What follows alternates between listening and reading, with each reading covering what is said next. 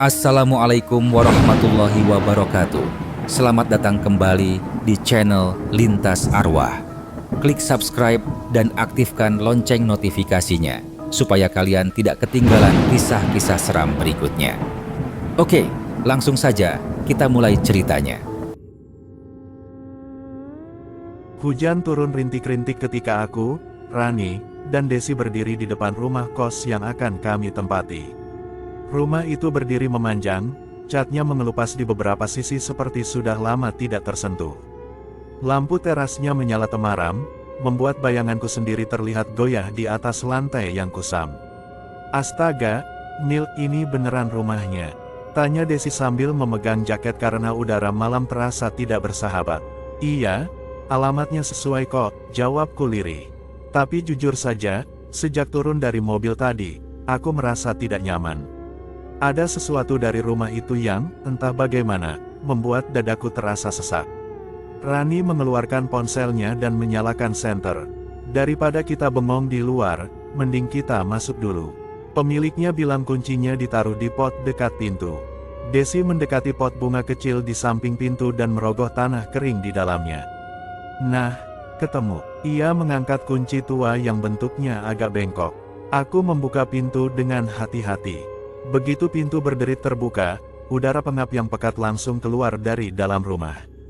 Bukan wangi yang familiar, tapi campuran debu dan udara lama yang seperti terjebak terlalu lama. Rani melangkah masuk lebih dulu. Kotor banget, tapi masih bisa dibersihin lah. Kami memasuki ruang tengah yang luas tapi kosong. Tidak ada sofa, tidak ada meja, hanya satu lemari kayu besar yang menempel di dinding sebelah kiri.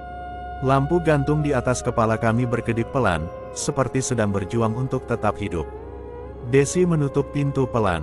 Rumah ini kok sepi banget ya, kayak enggak ada penghuni sejak lama. Aku menelan ludah. Pemiliknya bilang rumah ini udah beberapa bulan kosong. Rani mendengus. Pantesan bau debunya nempel banget. Kami berjalan ke dalam, melewati ruang tengah menuju lorong panjang yang mengarah ke 3 kamar. Lorong itu gelap, dan lampunya redup seperti enggan menerangi seluruh panjangnya. Saat kami melewati pintu kamar pertama, terdengar suara kecil dari kamar paling ujung. Hanya 2 ketukan pelan, tapi cukup untuk membuatku berhenti melangkah. Desi langsung menatapku. Nil, kamu dengar? Aku mengangguk pelan. Dengar, itu suara apa? Rani mengangkat alisnya. Mungkin angin. Angin dari mana? Jendelanya aja semua tutup, balasku cepat. Lorong itu terasa semakin sunyi. Lampu di atas kepala kami berkedip lagi, kali ini lebih lama. Seolah ada yang memainkan saklarnya dari jauh. Desi terlihat gelisah. Gue enggak suka lampunya kedip-kedip gitu. Rani mencoba mendekati kamar paling ujung. Gue cek ya. Aku dan Desi mengikuti dari belakang. Rani memutar gagang pintu kamar itu. Terkunci. Ia mengetuk pelan. Tidak ada balasan. Tapi aku merasakan sesuatu, seperti ada tatapan dari balik pintu itu. Tatapan yang tidak terlihat, tapi terasa jelas menyasar ke arah kami. Aku buru-buru memalingkan wajah. Udah, jangan diganggu. Kita pilih kamar yang kosong aja. Kami masuk ke kamar kedua, yang ada di dekat jendela besar. Kamar itu penuh debu tapi cukup luas. Ada lemari kecil, ranjang tanpa kasur, dan jendela yang kacanya sedikit berjamur. Rani membuka jendela perlahan. Mau gue buka biar udara masuk? Iya, boleh. Tapi jangan dibuka lebar-lebar, ucapku spontan. Rani menoleh. Kenapa? Aku tak tahu jawabannya. Aku hanya merasa, tidak ingin ada sesuatu yang ikut masuk bersama angin malam. Setelah meletakkan barang-barang, kami kembali ke ruang tengah. Aku menyalakan kipas angin tua yang ada di pojok, tapi kipas itu tidak bergerak sama sekali. Hanya bergetar sedikit, lalu mati total. Yah, rusak, desah Desi. Rani duduk di lantai dan mengikat rambutnya. Besok pagi kita belanja bersih-bersih. Rumah ini butuh mandi air sabun 1 bak. Aku tertawa kecil, tapi hatiku tetap gelisah.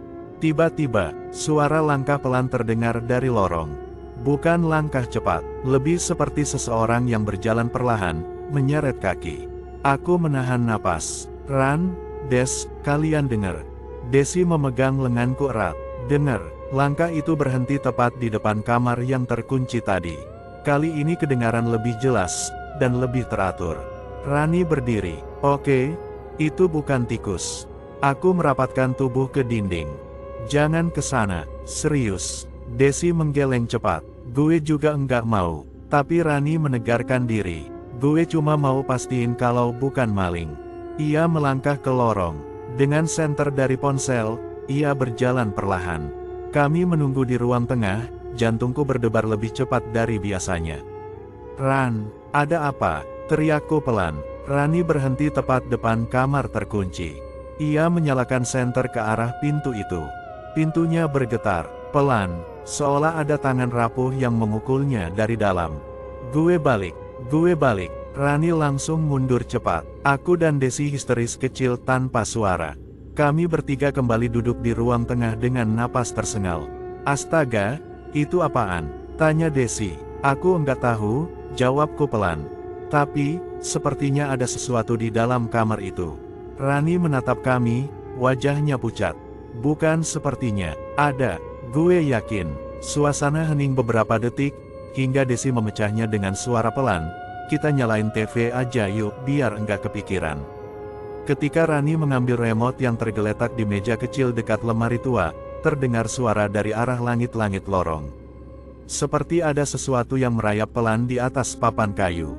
Aku spontan berdiri. Aduh, jangan bilang ada sesuatu lagi. Rani menatap ke atas. Kayaknya, suara itu dari plafon. Desi langsung mendekat ke arahku. Neil, gue enggak mau tidur di rumah ini. Aku ingin bilang hal yang sama, tapi suaraku hilang entah kemana. Suara di langit-langit itu bergerak. Pelan, lalu berhenti tepat di atas kamar terkunci. Kami bertiga terpaku. Lalu, tok, tok, tok, dari dalam kamar itu lagi. Setelah suara ketukan terakhir itu berhenti, kami bertiga hanya saling menatap dalam diam. Tidak ada yang berani bicara. Napasku seperti menggantung dan ruangan terasa semakin hening. Suasana rumah kos itu membuat detik jam dinding pun terdengar jelas seperti pukulan yang menegur. Rani akhirnya memecah kesunyian. Kita enggak bisa gini terus. Mau gimana pun, kita harus tidur. Besok kita kuliah pagi. Desi langsung menggeleng cepat. Tidur, di sini. Gue aja duduk di ruang tengah rasanya kayak ada yang nawasin. Aku mengangguk setuju. Iya, Ran. Dari tadi kok rasanya enggak enak ya? Aku dari pertama masuk rumah ini udah ngerasa ada yang salah. Rani menatapku dalam. Neil, kamu beneran ngerasa gitu? Aku tidak langsung menjawab, tapi tanpa sadar aku meremas ujung bajuku. Kayak dari awal kita buka pintu, ada yang ngikutin pergerakan kita. Aku enggak tahu apa, tapi rasanya jelas banget. Desi memegangi kepalanya. Aduh, kalian jangan ngomong gitu. Gue takut sumpah. Rani menarik napas panjang. Oke, gini aja. Kita tidur bertiga di satu kamar dulu, kamar yang tengah tadi itu. Nanti pagi kita lihat lagi. Kalau bener-bener enggak nyaman, ya udah, kita cari tempat lain. Aku dan Desi saling pandang. Ide itu terdengar lebih masuk akal daripada berpencar malam itu. Ya udah, ayo, akhirnya aku setuju. Kami bertiga masuk kamar tengah sambil membawa barang-barang seperlunya. Kasur tipis kami taruh berdempetan agar bisa tidur di samping satu sama lain. Lampu kamar menyala redup, tapi setidaknya tidak berkedip seperti lampu di ruang tengah. Rani duduk bersandar pada dinding dan membuka ponselnya. Biar ada suara, gue buka musik pelan ya. Setuju, sahut Desi cepat, suaranya bergetar halus. Aku berbaring, mencoba memejamkan mata. Tapi setiap kali aku hendak terlelap, bayangan kamar terkunci di ujung lorong itu muncul lagi dalam pikiranku. Suaranya, ketukan itu, langkah yang menyeret. Aku menarik selimut ke dada. Neil, Desi memanggilku pelan. Iya, kamu beneran ngerasa ada yang ngeliatin kita tadi? Aku terdiam sebentar, kemudian menjawab jujur, iya, Des. Dari awal, aku merasa ada sesuatu di rumah ini. Rani menyahut sambil berbaring. Ya mungkin cuma perasaan kalian aja. Rumah tua kan emang suka bikin ilusi. Aku tak menjawab, karena dalam hati, aku tahu itu bukan ilusi. Sekitar 1 jam kemudian, suara musik perlahan-lahan membuat suasana sedikit tenang. Rani sudah tidur lebih dulu. Desi memeluk guling, matanya masih terbuka sedikit, tapi akhirnya pelan-pelan ikut terlelap. Aku masih terjaga, entah kenapa, aku tidak bisa tidur. Setiap kali menutup mata, telingaku seperti menangkap suara-suara kecil dari luar kamar. Awalnya hanya bunyi kayu yang seperti bergeser. Lalu seperti ada sesuatu yang melintasi lorong perlahan. Aku membuka mata cepat, menahan napasku. "Rani," bisikku. Tidak ada jawaban. Aku menyenggol bahunya pelan. "Ran, kamu bangun." Rani hanya bergumam tidak jelas. Aku melirik Desi yang tidur dengan wajah tegang, seperti sedang bermimpi buruk. Aku mencoba mengabaikan suara itu. Mungkin hanya hembusan angin dari ventilasi, pikirku. Meskipun aku tahu jendela di lorong tadi tertutup rapat. Aku menggulingkan badan ke kanan agar membelakangi pintu kamar. Tapi baru saja aku menarik selimut dan memaksa diri untuk tidur. Suara itu muncul lagi. Tidak keras, tapi jelas. Dan itu dari lorong, tepat di depan kamar yang terkunci. Aku spontan duduk. "Ya Tuhan," bisikku gemetar. Aku menatap pintu kamar kami yang tertutup. Tidak ada angin yang masuk, tapi handle pintu itu bergerak sedikit. Sangat kecil, tapi aku melihatnya. Seperti ada seseorang yang menyentuhnya dari luar. Aku buru-buru menyentuh bahu Rani lebih kuat. "Ran, bangun, cepat." Rani membuka mata sambil meringis. "Apa sih?" Aku menunjuk pintu kamar sambil berbisik cepat, "Lihat handle pintunya."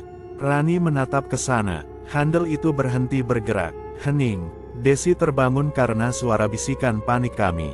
"Kenapa? Ada apa?" Aku membuka mulut, tapi sebelum sempat menjawab, ada suara dari langit-langit kamar.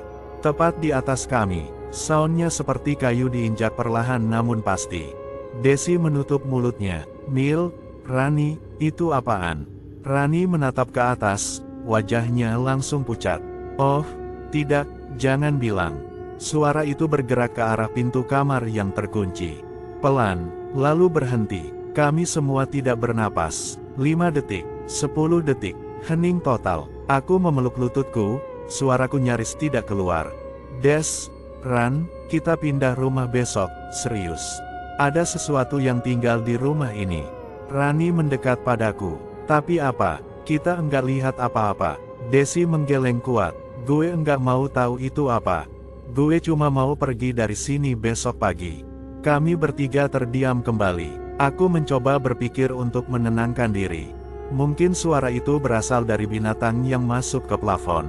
Tapi logikaku tidak menerima. Suara langkah itu terlalu teratur. Terlalu berat. Terlalu manusiawi. Aku menggenggam tangan Rani. "Jangan tidur dulu.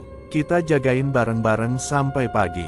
Rani mengangguk. "Iya, benar." Desi memeluk bantalnya erat-erat. "Boleh kita nyalain lampu ruang tengah aja enggak?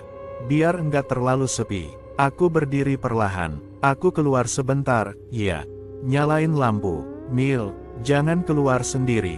Desi setengah bangkit. "Aku cuma buka pintu setengah. Aku enggak bakal jauh." Aku membuka pintu kamar perlahan, sangat perlahan. Lorong itu gelap. Lampunya padam, padahal tadi masih menyala meski berkedip. Udara di luar kamar terasa lebih dingin dan heningnya seperti menekan tubuhku. Aku meneguk ludah. "Ran, Des, lampunya mati." Rani ikut berdiri di belakangku. "Serius?" Aku mengangguk. Sebelum kami memutuskan untuk menyalakan lampu ruang tengah, aku menajamkan pandangan ke arah ujung lorong. Di sana, kamar terkunci itu, pintunya sedikit terbuka. Aku membeku. "Ran, pintunya." Rani langsung menutup mulutnya. "Ya Tuhan." Desi bergetar. "Itu, tadi kan terkunci, Mil." Aku tidak menjawab. Suasana lorong terasa seperti memerangkap kami. Tidak ada suara, tapi rasanya kami bertiga sedang diawasi. Tiba-tiba, pintu kamar terkunci itu bergerak pelan. Terbuka sedikit lagi. Hanya sedikit, tapi cukup untuk membuat jantungku berhenti berdetak sesaat. Aku menutup pintu kamar kami cepat-cepat dan menguncinya. Kita enggak keluar lagi. Sampai pagi. Tidak ada yang membantah. Malam itu, tidak ada dari kami yang benar-benar tidur. Setiap 5 menit sekali ada suara dari lorong, entah langkah, entah ketukan samar, entah gerakan pelan dari papan di atas plafon. Tapi yang paling membuatku tidak bisa memejamkan mata adalah satu hal. Setiap kali aku menatap pintu kamar kami, aku bisa merasakan ada seseorang berdiri di luar. Aku tidak tahu kapan tepatnya aku tertidur. Yang jelas, aku terbangun ketika cahaya pagi masuk lewat celah jendela kamar. Punggungku pegal karena semalaman duduk dan bersandar di dinding. Suara burung di luar rumah terdengar normal, tapi anehnya, justru membuat suasana semakin janggal. Suara-suara yang menghantui kami di malam hari itu hilang begitu saja. Desi masih memeluk bantal, wajahnya letih. Rani duduk di sebelahku sambil mengucek mata. Pagi juga enggak kerasa pagi ya, katanya pelan.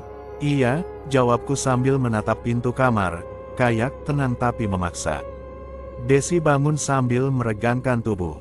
Please bilang gue mimpi buruk semalam.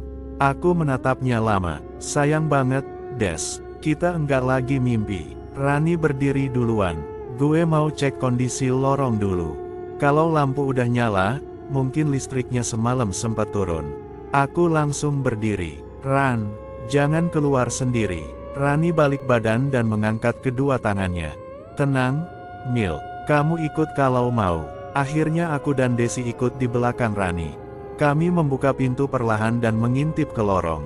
Lampu lorong menyala terang, tidak berkedip, tidak gelap, seolah semalam tidak terjadi apa-apa. Desi menelan ludah. Aneh banget, bukannya semalam mati. Iya, jawabku pelan. Dan, pintu kamar ujung, aku menatap ke arah kamar terkunci. Pintunya tertutup rapat, seperti tidak pernah terbuka. Rani melangkah mendekat dengan sangat hati-hati. Aku dan Desi mengikuti dari jarak aman. Rani memegang gagang pintu kamar itu. Jangan dibuka, seruku langsung, spontan. Rani berhenti dan menatapku. Santai, gue cuma cek, terkunci atau enggak. Ia memutar gagangnya. Terkunci. Aneh, ucap Rani. Semalam pintunya kebuka sendiri kan, Mil. Aku mengangguk. Aku lihat sendiri.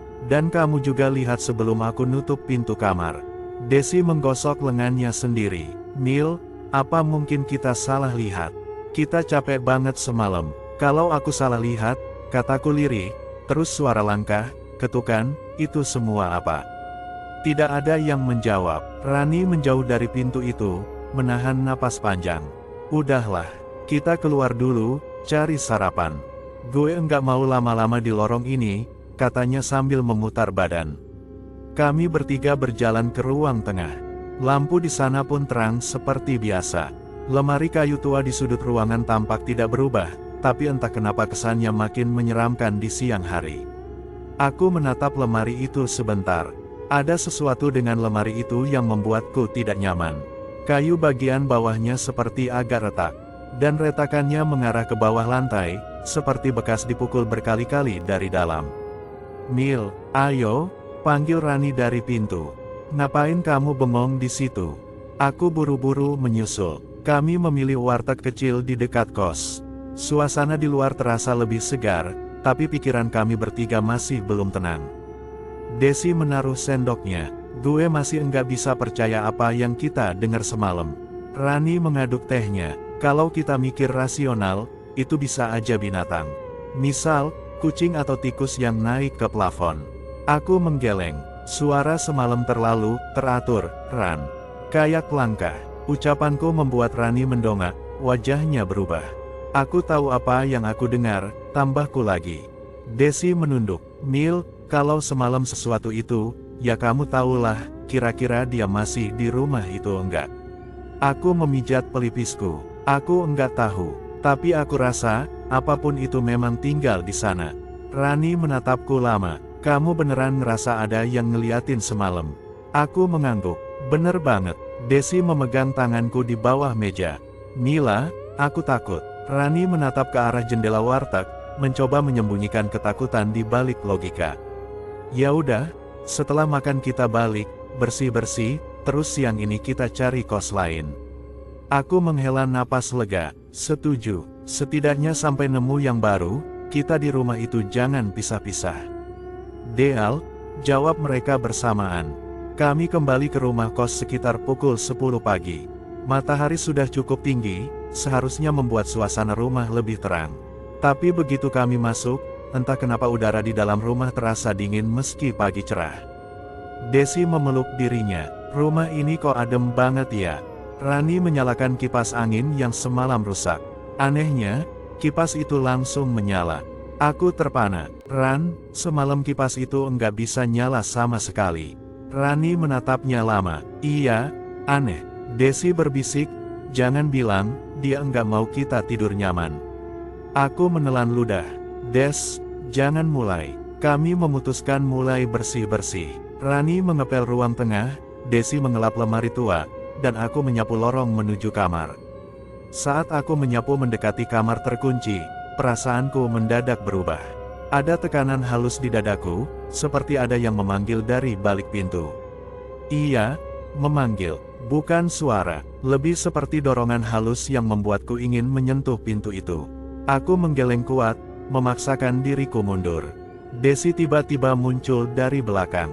Neil, kamu kenapa? Aku menghela napas. Enggak, cuma pusing dikit. Desi mengangguk, tapi wajahnya ragu. Saat ia melangkah ke arahku, lemari tua di ruang tengah mengeluarkan suara. Suara dalam, seperti ada sesuatu yang memukul dari dalam lemari. Kamu dengar? Desi langsung menjerit kecil. Rani menghentikan pelnya dan menatap kami. Itu apaan? Mata kami bertiga menatap lemari tua itu. Suara kedua muncul, kali ini lebih keras dari sebelumnya.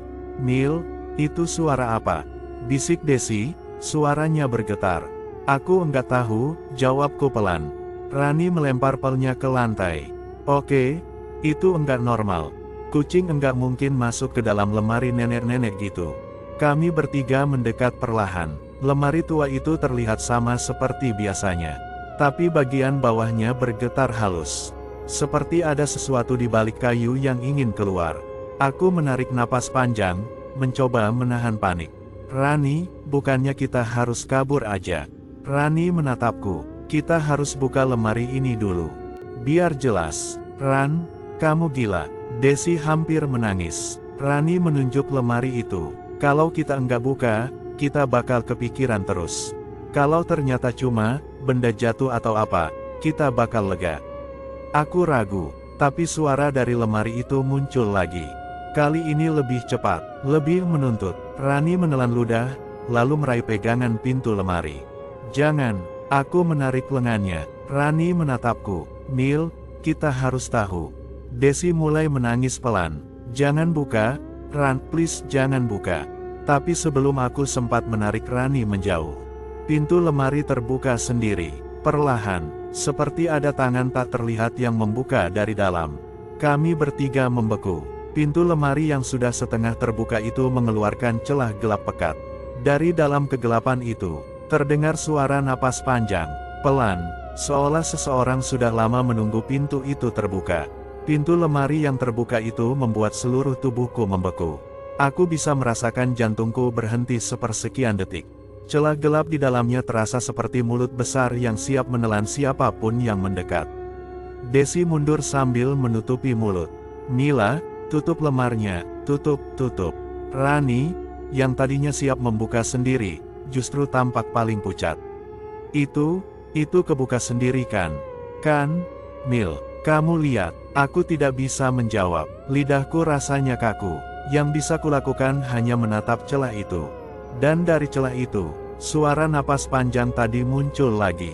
Perlahan, seperti napas seseorang yang sudah sangat tua dan kelelahan. Aku mundur beberapa langkah. Kita harus keluar, sekarang. Keluar dari rumah ini. Aku setuju. Desi langsung berlari ke pintu depan. Tapi tepat saat ia memegang gagang pintu, pintu depan terkunci. Bukan seperti ditutup angin atau karena rusak. Seperti ada seseorang yang mengunci dari sisi kami. Desi menjerit kecil dan menarik-narik gagang pintu itu, hampir putus asa. Kok enggak bisa dibuka? Mila, Ran, tolong. Rani mencoba membantu, tapi sama saja. Pintu itu seperti menolak dibuka. Aku menelan ludah, lalu menoleh ke arah lemari. Pintu lemari itu membuka sedikit lagi. Dan dari dalam kegelapan tampak sesuatu bergerak. Sesuatu yang tidak seharusnya ada di sana. Ran, bisikku, suaraku bergetar. Ada yang keluar. Rani menoleh cepat, wajahnya langsung pucat dan tubuhnya kaku. Dari dalam lemari, muncul sebuah tangan. Tangan yang sangat kurus, dengan kulit keriput, kuku panjang, dan jari yang bergetar lemah. Tangannya keluar perlahan, menyibak kegelapan. Desi menjerit, "Ya Allah!" Tangan itu meraih pinggiran lemari. Lalu disusul wajah seorang perempuan tua, kulitnya pucat keabu-abuan, pipinya cekung hingga terlihat seperti tengkorak, rambutnya kusut panjang tidak terurus, sebagian menutupi mata yang sangat dalam dan gelap seperti lubang hitam. Mulutnya terbuka sedikit, mengeluarkan suara napas yang serak dan tidak wajar. Aku hampir tidak bisa berdiri. Lututku lemas, tubuhku dingin. "Rani, Desi, itu apa?" Rani memeluk lenganku kuat-kuat. "Jangan lihat, Mil, jangan lihat." Tapi aku tidak bisa mengalihkan pandanganku. Mataku seperti terkunci pada wajah perempuan itu. Tatapannya, atau kekosongannya, menyasar tepat kepadaku. Perempuan tua itu perlahan menyentakkan tubuhnya keluar dari lemari. Gerakannya lambat, tapi terasa menyiksa, seperti tulang-tulangnya hampir patah. Saat ia keluar sepenuhnya, tubuhnya membungkuk, punggungnya menonjol seperti bengkok, dan kakinya gemetar saat menapak lantai. Desi berteriak sambil menangis. Apa yang dia mau? Kenapa dia di sini? Aku memegang tangan Desi. Mungkin dia marah karena lemarnya dibuka. Lemarinya kebuka sendiri, Mila. Desi balas, suaranya pecah. Perempuan tua itu mengangkat wajahnya sedikit, mengeluarkan suara pelan, seperti memanggil dari dalam tenggorokan yang sudah rusak. Rani mencengkram tanganku makin kuat. "Mil, dia ngomong sesuatu." Aku tidak yakin itu kata-kata. Lebih seperti suara seseorang yang berusaha bicara setelah bertahun-tahun tidak menggunakan mulut. Perempuan itu mengangkat tangannya sedikit lagi, gemetaran. Seperti, menunjuk ke arah lorong. Tepat ke arah kamar ujung yang terkunci. Aku menggeleng kuat. Jangan ke lorong, jangan dekat dia." Tapi perempuan itu melangkah, seret demi seret, ke arah lorong. Tidak memedulikan kami. Desi menutup wajahnya. Dia mau ke kamar itu. Oh Tuhan, dia mau ke kamar ujung. Saat perempuan itu hampir sampai di mulut lorong, suara langkahnya terhenti. Tubuhnya membungkuk lebih dalam, lalu ia menatap lantai. Tiba-tiba bahunya berguncang sedikit. Rani berbisik, "Mila, dia nangis." Aku merinding sampai tulang belakang. Aku enggak tahu, aku enggak mau tahu. Kemudian, perempuan itu mengeluarkan suara rendah, seperti seseorang sedang memanggil lembut dari balik tidur panjang. "Mi." Aku mundur beberapa langkah. Dia ngomong apa barusan? Desi menangis makin keras. "Dia mau kita ke kamar itu." "Mil, jangan bilang dia minta kita buka kamar itu." Rani menggeleng cepat. "Enggak, kita enggak bisa. Kita harus kabur." Ia kembali menarik gagang pintu depan sekuat tenaga. "Tolong kebuka dong, tolong." Aku kehilangan pegangan pada realita sejenak. Perempuan itu kini berdiri tepat di depan kamar terakhir. Tangan keriputnya menyentuh pintunya pelan. Dan pintu kamar itu bergetar, seakan ada sesuatu di dalam yang merespons sentuhan perempuan itu. Mila." Desi berteriak sambil memelukku dari samping. Itu yang semalam, suara yang sama. Kali ini Rani tidak bisa menyembunyikan ketakutannya lagi. "Kita enggak bisa di sini. Sumpah kita enggak bisa." Aku hanya bisa mengangguk cepat. Kalau aku buka mulut, mungkin aku tidak akan bisa mengucapkan apa-apa. Perempuan tua itu menempelkan wajahnya ke pintu kamar ujung. Tubuhnya bergetar seperti menahan tangis atau rasa sakit yang tidak tertahankan. Ia menyentuh pintu itu dengan kedua tangannya. Dan, pintu itu membuka sendiri, perlahan, seperti ada dorongan dari dalam.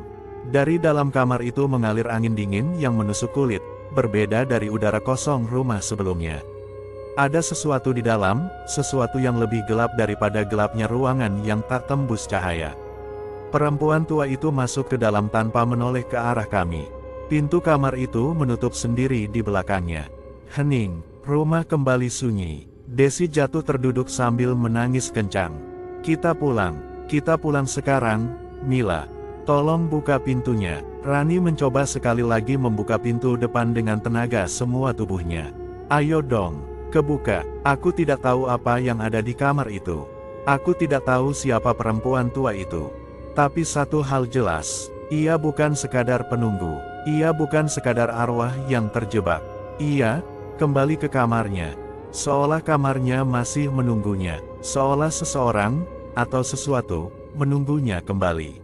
Dan kami bertiga ada di rumah yang tidak seharusnya kami huni. Pintu kamar ujung yang menutup sendiri itu membuat rumah terasa jauh lebih sunyi daripada sebelumnya. Tidak ada suara langkah, tidak ada napas panjang perempuan tua itu, tidak ada getaran lemari. Yang ada hanya keheningan yang menusuk sampai ke kepala. Desi masih terduduk di lantai, memeluk lutut sambil menangis. Kita enggak bisa di sini. Mila, Rani tolong, aku mau keluar dari rumah ini. Rani berdiri di dekat pintu depan yang masih tidak mau terbuka. Ia mencoba memutar gagang pintu itu dengan segala tenaga, bahkan mencoba tendangan ringan beberapa kali, tetap tidak bergerak. Pintunya macet banget, padahal tadi pagi kebuka. Aku menelan berat, lalu mendekat. Ran, coba geser dari bawah, siapa tahu ada pengganjal. Rani berlutut dan memeriksa celah bawah pintu. Nggak ada apa-apa, Mil. Kosong. Tapi pintunya keras banget, kayak ditahan dari dalam, tapi kita yang ada di dalam. Desi menutup kupingnya. Jangan ngomong gitu. Aku udah stres banget. Aku mendekat ke Desi dan memegang pundaknya. Des, tenang. Kita bakal keluar. Kita cuma harus cari cara lain. Rani berdiri kembali. Tinggal jendela. Kita cek jendela satu-satu. Kami bertiga segera berjalan ke kamar tengah.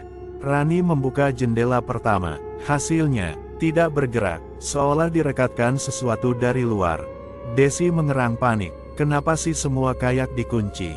Ini rumah atau penjara? Aku menahan napas. Coba jendela kamar sebelah. Kami melangkah ke kamar yang pertama. Rani mencoba membuka jendela itu, sama saja.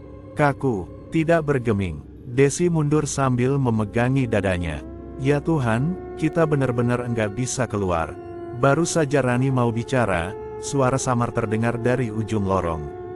Pelan, dalam, seperti seseorang sedang menarik napas panjang dari balik pintu tertutup. Aku langsung menahan Rani. Jangan ke sana, Ran. Tolong. Rani menatapku, keraguan jelas terlihat di wajahnya. Nil, kalau kita enggak cari tahu apa yang terjadi di kamar itu, kita enggak bakal bisa keluar dari rumah ini. Pintunya kekunci, jendelanya kekunci. Kita kejebak. Desi menggeleng cepat, hingga rambutnya menutupi sebagian wajah. Aku enggak mau ke kamar itu. Kita tinggal di ruang tengah aja, nunggu sampai. Tiba-tiba lampu ruang tengah mati. Gelap, Desi menjerit, Milaaa. Aku memegang tangannya. Tenang, pegang aku. Rani menyalakan senter ponsel, cukup untuk menerangi sedikit ruangan. Oke, kita enggak bisa nunggu. Kalau kita diam di sini, sesuatu bakal datang. Aku tahu dia benar. Malam pertama kami saja sudah cukup jelas menunjukkan rumah ini tidak kosong. Dan yang tinggal di dalamnya, tidak ingin kami pergi. Rani kembali menatap kamar ujung. Kita harus cek kamar itu. Minimal tahu apa yang terjadi. Kalau enggak, rumah ini mungkin enggak bakal ngelepas kita. Aku menarik napas panjang dan mengangguk. Aku ikut. Desi memegang tangan kami berdua. Aku ikut tapi jangan lepasin aku. Sumpah Mila, jangan tinggalin aku. Aku janji, jawabku. Kami bertiga berjalan ke lorong. Cahaya senter ponsel Rani bergerak goyah karena tangannya gemetar.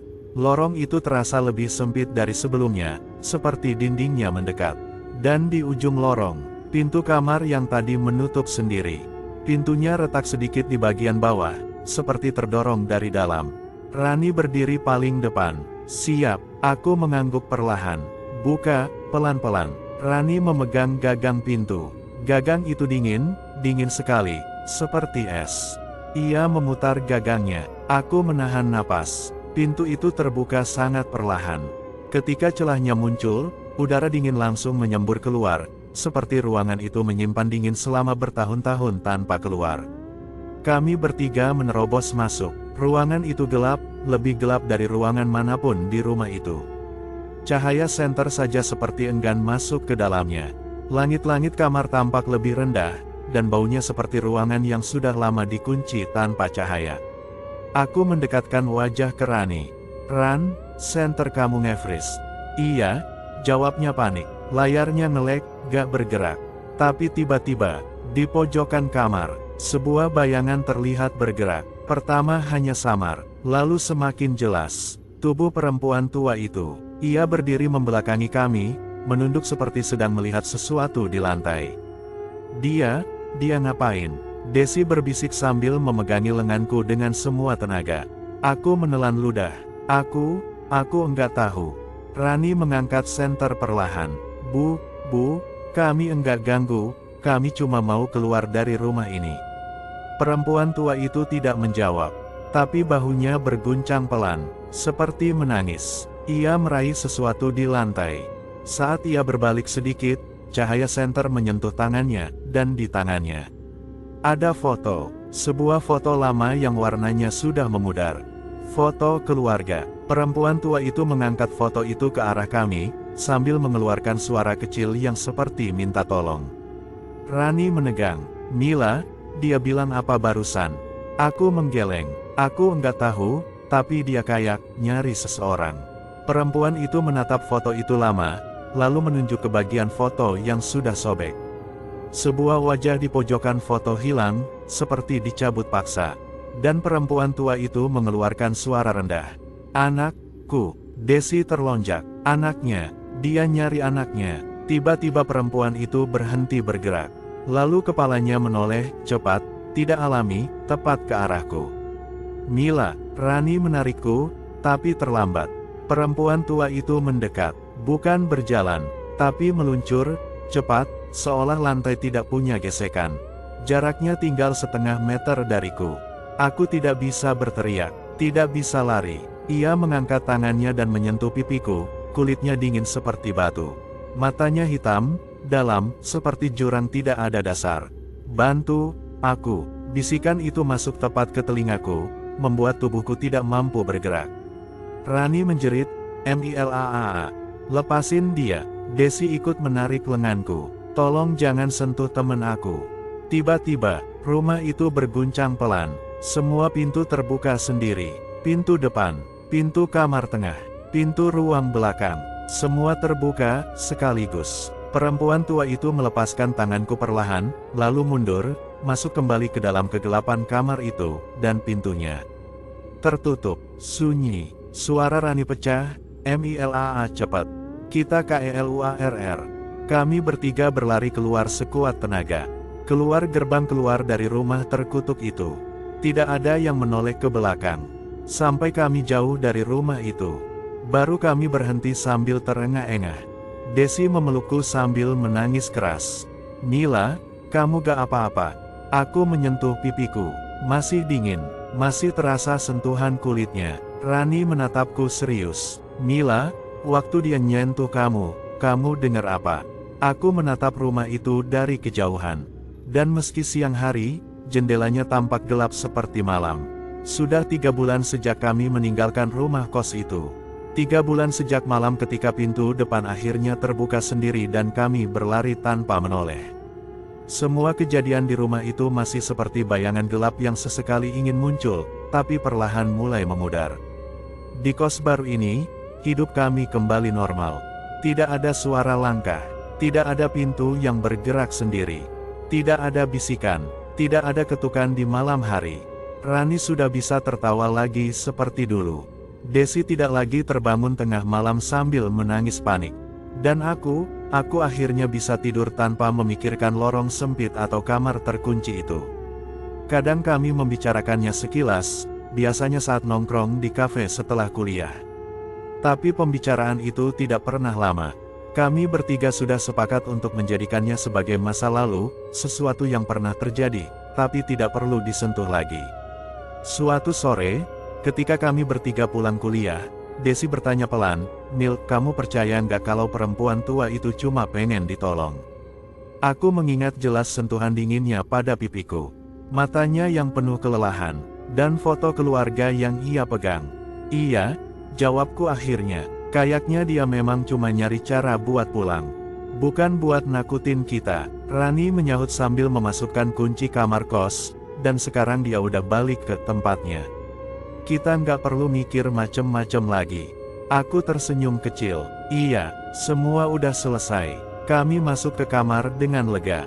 Tidak ada suara asing, tidak ada hawa aneh, tidak ada tanda-tanda apapun yang mengingatkan kami pada rumah itu. Malam harinya, sebelum tidur, aku sempat memikirkan perempuan tua itu sekali lagi, untuk terakhir kalinya. Entah siapa dia, entah bagaimana kisah hidupnya berakhir.